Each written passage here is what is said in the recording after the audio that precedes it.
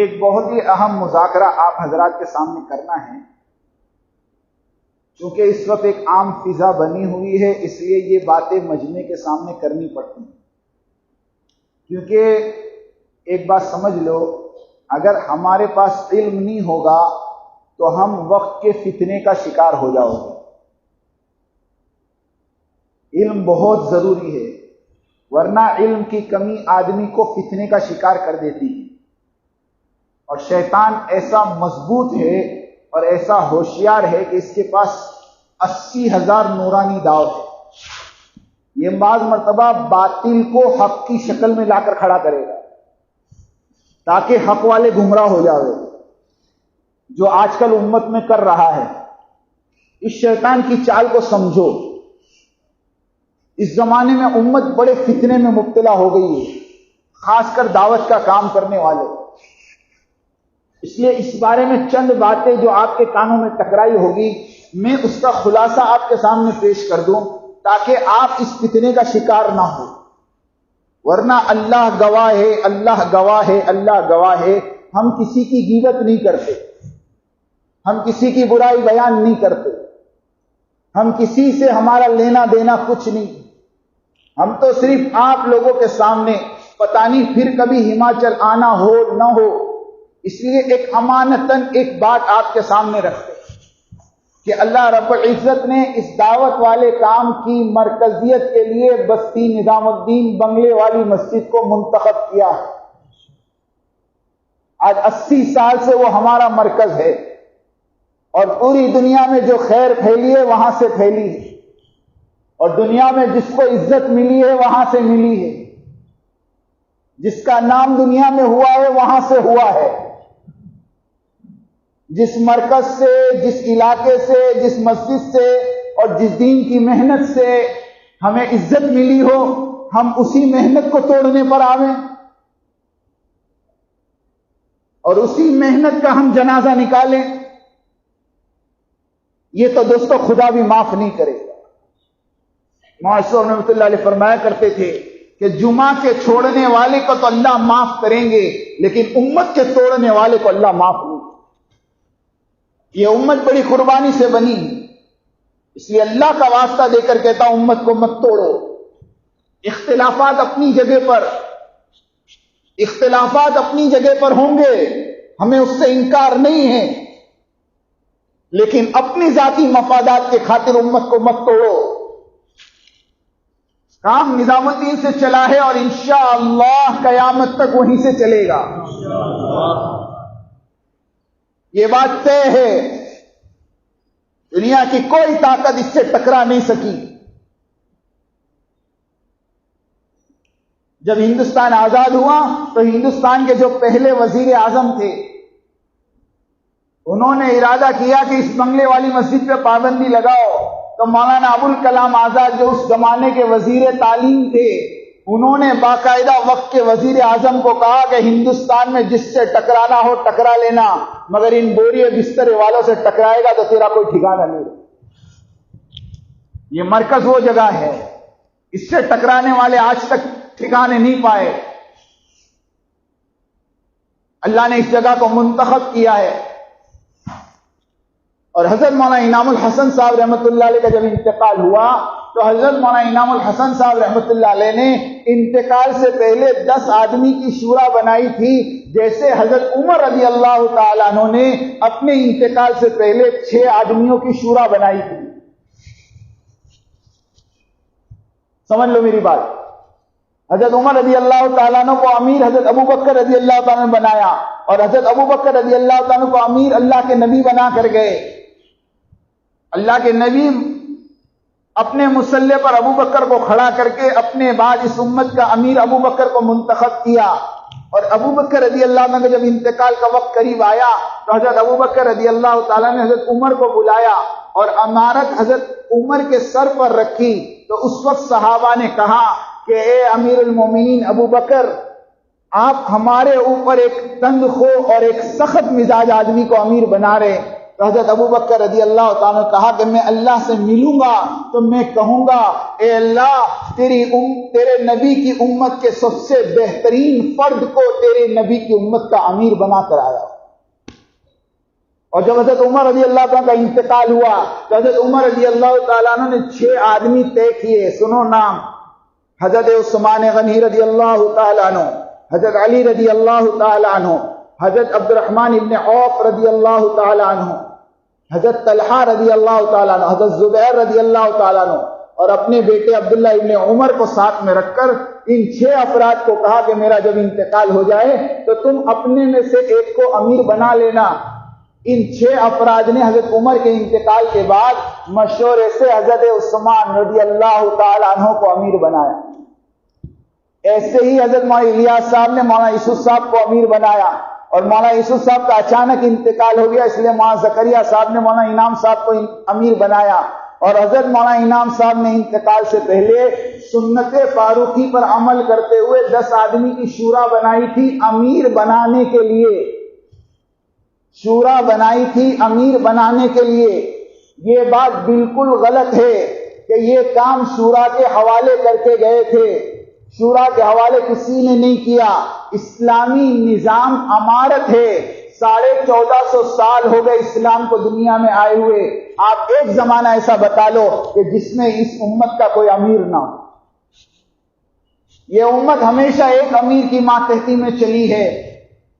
ہاں،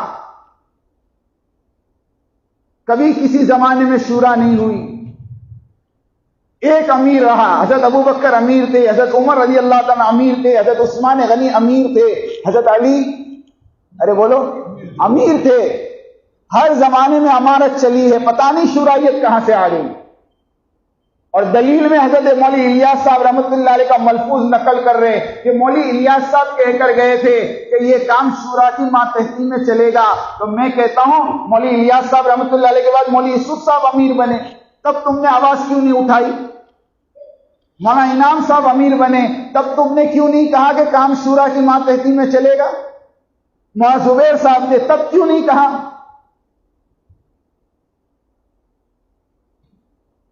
حضرت مولانا انعام صاحب نے 10 آدمی کی شورا بنائی، اور وہ 10 آدمی حضرت مولانا انعام صاحب کے انتقال کے بعد نظام الدین بنگلے والی مسجد میں 3 دن تک مشورہ کیا. اور مشورے کے بعد میاں جی محراب صاحب نے فیصلہ کیا کہ اب ہمارے یہاں ایک امیر منتخب کرنا تھوڑا مشکل پڑ رہا ہے. اس لیے ہم اب یہ طے کرتے ہیں کہ مولانا اظہار صاحب سب سے بڑے ہیں، کام ان کے حوالے کرتے ہیں، اور مولانا سعد صاحب اور مولانا زبیر صاحب یہ تینوں مل کر اس کام کو لے کر چلیں گے. اس کے 6 مہینے بعد مولانا اظہار صاحب کا انتقال ہو گیا. اس کے بعد 18 سال تک 1996 سے لے کر 2014 تک اس کام کو مولانا زبیر صاحب اور مولانا سعد صاحب دونوں لے کر چلتے رہے. 3 دن یہ فیصل ہوتے تھے، 3 دن وہ فیصل ہوتے تھے. کبھی کوئی فیصلہ انہوں نے ذاتی نہیں کیا بلکہ آپس کے مشورے سے کیا.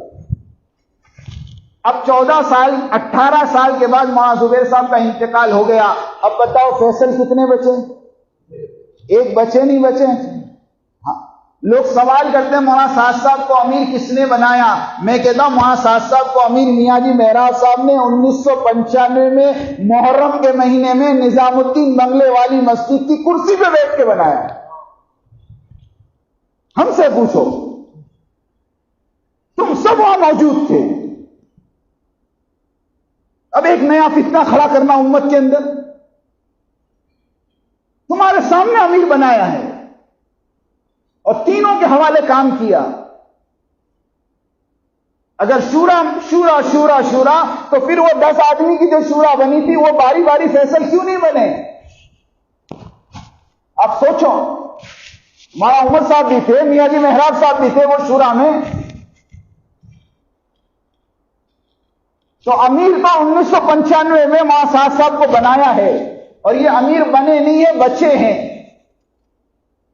اس لیے یہ بات ذہن میں نکال دو کہ امیر کس نے بنایا.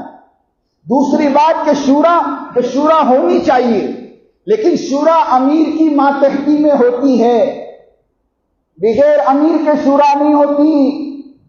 بغیر امیر کے شورا نہیں ہوتی. شورا امیر کی ماتحتی میں ہوتی ہے. اللہ کے نبی کی حدیث ہے جس جماعت کا کوئی امیر نہیں اس جماعت کا امیر بولو. پوچھو ان سے تمہارا امیر کون ہے؟ کوئی امیر نہیں ہے تو کون امیر ہے ان کا؟ شیطان. حدیث ہے پکی، 3 آدمی بھی کہیں جاؤ تو اپنے میں سے ایک کو. اے ایمان والو اللہ رسول کی اطاعت کرو اور اپنے ارے بولو پورے قرآن حدیث میں امیر امیر امیر امیر ملے گا، شورا کہیں ہے ہی نہیں. قرآن میں 2 جگہ شورا کا لفظ ہے، وَأَمْرُهُمْ شُورَى بَيْنَهُمْ، وَشَاوِرْهُمْ فِي الْأَمْرِ، یہ 2 جگہ ہے. اور اس جگہ شورا سے مراد شورا نہیں ہے، مشورہ ہے. اللہ اپنے نبی کو حکم دے رہے ہیں کہ آپ آپس میں مشورہ کیا کرو. ترجمے والا قرآن پڑھو، بولے مت بنو، جو جہاں لے جائے اس کے پیچھے چلے. سوچو تو صحیح کہاں جا رہے ہو. امیر کی ماتحتی میں شورا ہوتی ہے. اور حضرت جی مولانا سعد صاحب نے، سنو یہ بات میں اونا میں بھی کہہ کر آیا، 8 دسمبر سن 2015 کو نظام الدین کے 4تھے منزلے پر بیٹھ کر حضرت جی نے اپنی شورا بنائی ہے. اور اس شورا کے اندر ایک نام حضرت مولانا سعد صاحب کا، دوسرا نام مولانا ابراہیم دیولا صاحب کا، تیسرا نام مولانا احمد لاٹ صاحب کا، چوتھا نام مولانا یعقوب صاحب سہارنپوری کا، 5واں نام مولانا زہیر الحسن صاحب کا، 6واں نام میاں جی عظمت صاحب کا، 7واں نام مولانا عبدالستار صاحب کا، 8واں نام پروفیسر عبدالعلیم صاحب کا. یہ 8 افراد کی شورا 8 دسمبر سن 2015 میں بنی ہے. اور اس پرچے کے اوپر مولانا احمد لاٹ صاحب کے، مولانا ابراہیم صاحب دیولا کے اور مولانا یعقوب صاحب کے دستخط ہے. اور اس پرچے کو لکھنے والے بھائی فاروق صاحب بنگلور والے. اور اسی شورا کی ماتحتی میں حضرت کام کر رہے ہیں. نظام الدین میں امیر بھی ہے، شورا بھی ہے. اگر کوئی تم کو یوں کہہ دے کہ ان کو امیر کس نے بنایا، ان کو کہو میاں جی مہراج صاحب نے بنایا. یہ کہے کہ شورا قبول نہیں کرتے تو شورا تو نظام الدین میں بنی ہوئی ہے. حضرت فرماتے ہم نظام الدین کی شورا ہے، ہمارے یہاں عالمی شورا نہیں ہے، عالمی مشورہ ہے. مشورہ عالمی شورا حالات کے اعتبار سے ہم نہیں بنا سکتے. ہندوستان کے مرکز پر پڑوس کے ملک کے لوگ اگر شورا میں ہوں تو بتاؤ ہندوستان میں یہ تحریک چلے گی؟ سوچو تو صحیح. تمہاری کمیٹی میں پڑوس کا کوئی فرد ہو تو حکومت تمہاری کمیٹی پہ تالا لگا دے گی. یہ تو اللہ جزائے خیر دے حضرت جی کو کہ حضرت جی نے یہ عالمی شورا کے پرچے پر دستخط نہیں کیا. اگر دستخط کر دیتے نظام الدین میں تالا لگ جاتا. ہاں حالات آپ لوگوں کے سامنے ہیں، ہماچل کے، ہندوستان کے. حضرت نے کہا ہمارے عالمی شورا نہیں ہے، ہمارے یہاں ہندوستان کی شورا ہے. اور ہندوستان کی شورا کے یہ 8 افراد میں نے آپ کو گنائے. شورا بھی بنی ہوئی ہے اور حضرت جی بھی طے ہے. اور تیسری بات یہ کہہ رہے ہیں کہ نہج بدل گیا، نہج بدل گیا. ان کو پوچھو کیا نہج بدلا؟ ہمارا کام ہمیشہ نہج سیرت پر ہوگا اور نہج نبوی پر ہوگا. اور اللہ کے نبی جس نہج پر اس کام کو کیا اسی نہج پر کرو گے کہ کسی اور کے بتائے ہوئے نہج پر کرو گے؟ بھائی مولانا الیاس صاحب رحمۃ اللہ علیہ کے زمانے میں کام الگ تھا. اس زمانے میں 6 باتیں ہوتی تھی. ہاں تبلیغ نصاب پڑھی جاتی تھی. ارے پڑھی جاتی تھی نہیں پڑھی جاتی تھی. مولانا یوسف صاحب رحمۃ اللہ علیہ کے زمانے میں حیات الصحابہ لکھی گئی. تب تو کسی نے شور نہیں مچایا کہ نہج بدل گیا. مولانا انعام الحسن صاحب کے زمانے میں مسجد و جماعت کے 5 کام آ گئے. تب کسی نے شور نہیں مچایا نہج بدل گیا. اور ابھی حضرت نے منتخب شروع کی، دعوت تعلیم استقبال شروع کیا تو پوری دنیا میں چلاتے ہو نہج بدل گیا. دعوت تعلیم استقبال یہ مسجد نبوی کا عمل ہے، مسجد نبوی کا عمل ہے، نبوی کا. مسجد کے اندر تعلیم ہوتی تھی اور صحابہ بازاروں میں سے لوگوں کو لے کر مسجد میں آتے تھے، پڑھو کتاب، پڑھو سیرت۔ ہم تو نہج نبوی پر چلیں گے۔ ہاں، یہ کام نبی کی نیابت کا ہے۔ سنو، یہ کام ہم مولی الیاس کے لیے نہیں کر رہے، اور مولی یوسف کے لیے نہیں کر رہے، اور مولی انعام کے لیے نہیں کر رہے، اور مولی زبیر کے لیے نہیں کر رہے، اور مولانا صاحب صاحب کے لیے نہیں کر رہے۔ یہ کام تو آخری نبی کا آخری امتی ہونے کے ناطے کر رہے ہو۔ ہمارا تعلق بنگلے والی مسجد سے ہے۔ اس بنگلے والی مسجد کے اندر جو ہے وہ ہمارا امیر ہے، وہ ہمارا رہنما ہے، وہ ہمارا رہبر ہے، چاہے وہاں کوئی بھی ہو۔ مولی الیاس صاحب تھے، وہ ہمارے امیر تھے۔ مولی یوسف صاحب تھے، وہ ہمارے امیر تھے۔ مولی انعام صاحب تھے، وہ ہمارے امیر تھے۔ مولانا زبیر صاحب تھے، وہ ہمارے امیر تھے۔ اب مولانا صاحب صاحب ہے، وہ ہمارے امیر ہے، اور آئندہ ان کے بعد جو ہوگا وہ ہمارا امیر ہوگا۔ ہم شخصیت پرستی پہ نہیں جاتے۔ ہاں، ہم شخصیت کی پوجا نہیں کرتے کہ فلانے نے چھوڑ دیا، فلانے نے چھوڑ دیا تو ہم بھی اس کے ساتھ چلے۔ یہ شخصیت پرستی تم کو قبر پرستی اور بت پرستی تک پہنچائے گی۔ مسلمانوں، کسی نے بھی چھوڑا ہو وہ اپنے عمل کا خود ذمہ دار ہے۔ نظام الدین میں امیر بھی طے ہے، شورا بھی بنی ہوئی ہے، اور نہج سیرت صحابہ ہے۔ جا کر کسی کو اگر دیکھنا ہو تو جا کر وہاں کے بیانات سن لو، سارے بیانات آپ صلی اللہ علیہ وسلم کی صحابہ کی سیرت پر بیان ہوتے۔ میں آپ کو ایک مثال دوں، نہج مثال دوں آپ کو، برا تو لگے گا، معاف کرنا۔ مولانا الیاس صاحب رحمۃ اللہ علیہ کے زمانے میں فجر کا بیان مولانا الیاس صاحب کرتے تھے، اور مولانا یوسف صاحب کے زمانے میں فجر کا بیان مولانا یوسف صاحب کرتے تھے، اور مولانا انعام صاحب کے زمانے میں فجر کا بیان مولانا عمر صاحب رحمۃ اللہ علیہ کرتے تھے۔ ایک ہی آدمی کرتا تھا؟ نہیں کرتا تھا۔ اور مولانا انعام صاحب کا جب انتقال ہو گیا تو پھر فجر کا بیان 4 آدمیوں میں ہونے لگا۔ نہیں ہونے لگا؟ ایک دن مولانا صاحب کرتے تھے، ایک دن محمد لاڈ صاحب کرتے تھے، ایک دن مولانا ابراہیم صاحب دیولا کرتے تھے، اور ایک دن مولانا یعقوب صاحب کرتے تھے۔ اب نہج تو ایک کے بیان کا تھا نا، پھر 4 کہاں سے آگے؟ تب کسی نے شور نہیں مچایا کہ نہج بدل رہا ہے؟ ہاں، کہ ہم کو بیان کرنے کا موقع مل رہا ہے تو نہج برابر ہے، اور ہماری چاہتیں پوری نہ ہو تو نہج بدل جائے۔ کسی نے کہا کہ وہ مولانا صاحب نے منتخب شروع کر دی، اب دوسرا کوئی امیر آئے گا تو وہ اپنی کتاب شروع کر دے گا، اور دوسرا کوئی آئے گا تو اپنی۔ میں یوں کہتا ہوں، مولانا الیاس صاحب رحمۃ اللہ علیہ کے زمانے میں کتنی کتاب تھی؟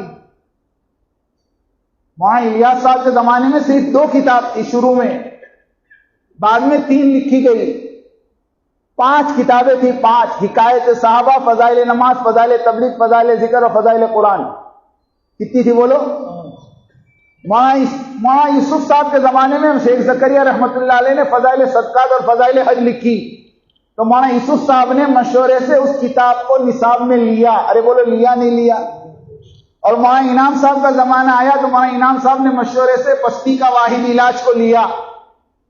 بولو، ہر حضرت کے زمانے میں ایک ایک کتاب بڑی نہیں بڑی؟ بڑی نہیں بڑی؟ تو اب یہ حضرت اگر ایک کتاب پڑھا ہوئے تو اس میں کیا گناہ ہے؟ اس میں کیا گناہ ہے؟ لوگ کہتے مشورہ نہیں ہوا۔ اس کا مشورہ دیکھو، اللہ کے گھر میں بیٹھا ہوں، اس کا مشورہ کعبۃ اللہ میں ہوا، کعبۃ اللہ میں۔ ہاں، مکہ کے مشورے میں بات رکھی کہ منتخب حدیث پڑھی جائے، سب نے ایک زبان ہو کر کہا کہ پڑھنی چاہیے، اور مغرب کی نماز کے بعد حضرت عبد الوہاب صاحب سے ابتدا کروانے کے لیے طے ہوا کہ سارے کے سارے حرم میں جمع ہو جائیں، اور حاجی صاحب منتخب حدیث شروع کر کے اس کی بسم اللہ کریں گے۔ اب مغرب کے بعد حاجی صاحب کا آنا طے تھا کعبۃ اللہ میں، لیکن انہی حضرات نے جنہوں نے نظام الدین چھوڑا ہے، انہوں نے حاجی عبد الوہاب صاحب کو کور کر کے یہ سمجھایا کہ حضرت اس کی بسم اللہ مت کرے، آپ کو نہیں معلوم اس کتاب پہ نام کیا لکھا ہے؟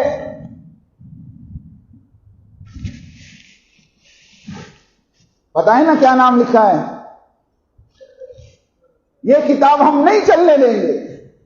اور حاجی صاحب کو نہیں آنے دیا گیا کعبۃ اللہ میں. بتاؤ, سارا مجمع انتظار کرتے کرتے عشاء ہو گئی. پھر حضرت نے نظام الدین آ کر اس کا مشورہ کیا اور مشورے میں طے کیا.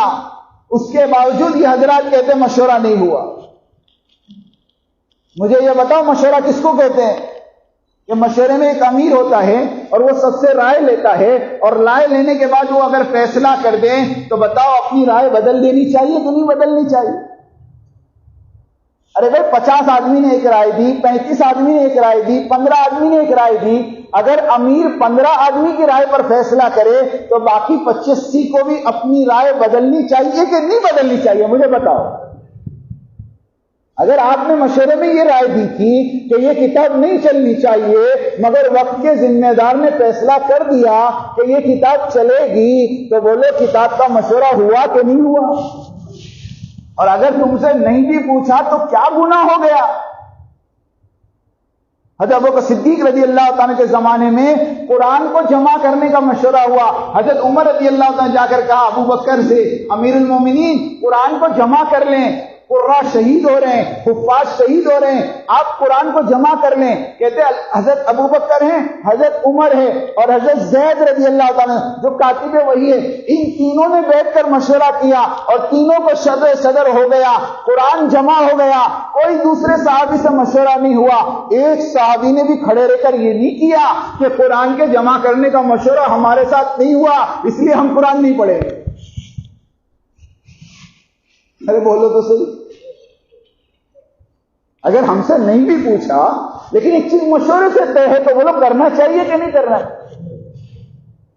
اور چوتھی ہتھیار جو استعمال کیا جا رہا وہ دارالعلوم دیوبند کو استعمال کیا جا رہا. لیکن آپ لوگ ایک مرتبہ ٹھنڈے دماغ سے دارالعلوم دیوبند کا فتویٰ پڑھو. اس فتوے میں یہ نہیں لکھا کہ مولانا سعد صاحب اہل سنت والجماعت سے خارج ہے. وہ یہ نہیں لکھا کہ دیوبند مرکز نظام الدین مت جاؤ. وہ یہ نہیں کہتے کہ مولانا سعد صاحب کے ساتھ مت جڑو. انہوں نے تو صرف مولانا سعد صاحب کے جو بیانات تھے اور ان بیانات میں جو باتیں ان کو سمجھ میں نہیں آئی, جمہور علماء کے خلاف تھی, انہوں نے نشاندہی کی. اور اللہ جزائے خیر دے ہمارے حضرت جی مولانا سعد صاحب کو, حضرت نے ان تمام باتوں میں رجوع کر لیا کہ اگر آپ لوگ یہ کہتے ہیں کہ یہ باتیں بیان میں نہیں کہنی چاہیے تو انشاءاللہ آئندہ میں اپنے بیانوں میں یہ بات نہیں کہوں گا. بولو بات ختم ہو گئی نہیں ہو گئی؟ پھر بھی اس فتوے کو لے کے دنیا میں پھرنا, ہاں, اور ایک اللہ والے کی عزت کے ساتھ کھیلنا جس کے باپ دادا نے قربانی دے کر تم تک دین کو پہنچایا. ہاں, اللہ کے نبی نے فرمایا ابو بکر کا احسان میں نہیں ادا کر سکا, اس کا احسان تو اللہ ہی ادا کریں گے.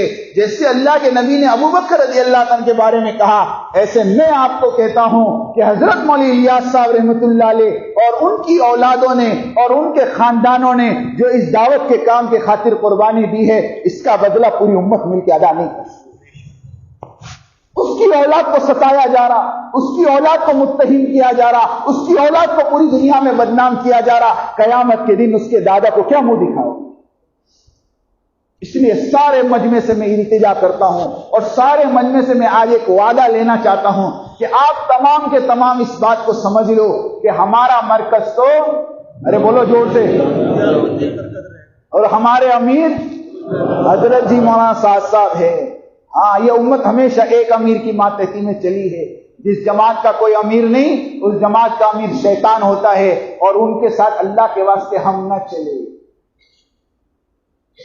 ہم اپنے عملے کو بھی اور اپنے مجمع کو نظام الدین سے جوڑے, نظام الدین کی اطاعت کریں, اور نظام الدین سے جو بات ہمارے صوبے کے امیر صاحب لے کر آوے ان باتوں کو مانیں, ان کی اطاعت کرے. دیکھو قرآن میں ترتیب ہے, یا ایھا الذین آمنوا اطیعوا اللہ واطیعوا الرسول واولی الامر منکم. اللہ کی اطاعت, اس کے رسول کی اطاعت اور امیر کی اطاعت. سب سے پہلے اللہ ہے, بڑے اللہ ہے, اللہ کی اطاعت کریں گے, اس کے بعد رسول کی کریں گے, اس کے بعد امیر کی کریں گے. اس کام کا سب سے بڑا مرکز نظام الدین بنگلے والی مسجد ہے. سب سے پہلے اطاعت وہاں کی کریں گے, اس کے بعد اپنے صوبے کی کریں گے, اور اس کے بعد اپنے ضلع کی کریں گے, اور اس کے بعد اپنے مسجد کے امیر کی اطاعت کریں گے. تو سب اطاعت کرو گے انشاءاللہ. اللہ پاک ہم سب کو کہنے سننے سے زیادہ عمل کی توفیق عطا فرمائیں. السلام علیکم ورحمۃ اللہ وبرکاتہ. شبہات کا ازالہ پیج کو سبسکرائب کریں اور بیل آئیکن دبائیں سب سے پہلے ویڈیو دیکھیں.